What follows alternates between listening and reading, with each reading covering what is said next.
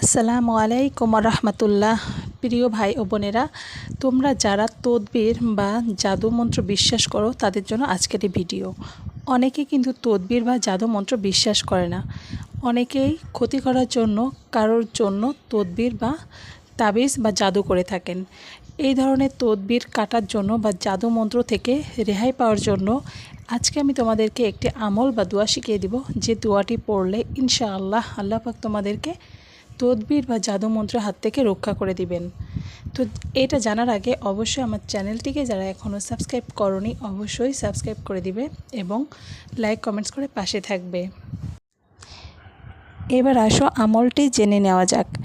আমলটি হচ্ছে, তোমরা 7টি বড়ের পাতা নেবে এবং সেই 7টি বড়ের পাতাকে রস করে 1 গ্লাস পানিতে মিশিয়ে নেবে।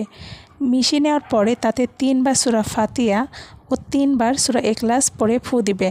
ফু দেওয়ার পরে সেটা তোমরা 3 নিঃশ্বাসে, মানে 1 নিঃশ্বাসে পানি খাওয়া যাবে না, 3 নিঃশ্বাসে সেই পানিটা খাবে এবং কিছু পানি তার থেকে গায়ে ছিটিয়ে দিবে।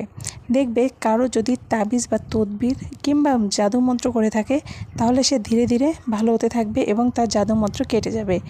এবং এই আমলটি তোমরা জাদুমন্ত্র ছাড়াও আমলটি করতে পারো, তাহলে দেখবে তোমাদের কেউ কখনো কোনো তদবির বা তাবিজে কাজ করবে না এবং তোমাদের নিজেদেরকে রক্ষা করতে পারবে।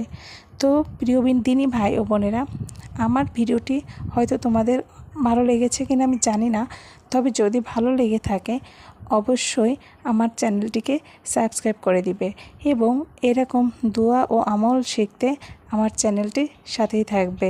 তো আজকের ভিডিওটি এই পর্যন্তই। আসসালামু আলাইকুম ওয়া রাহমাতুল্লাহি ওয়া বারাকাতুহু।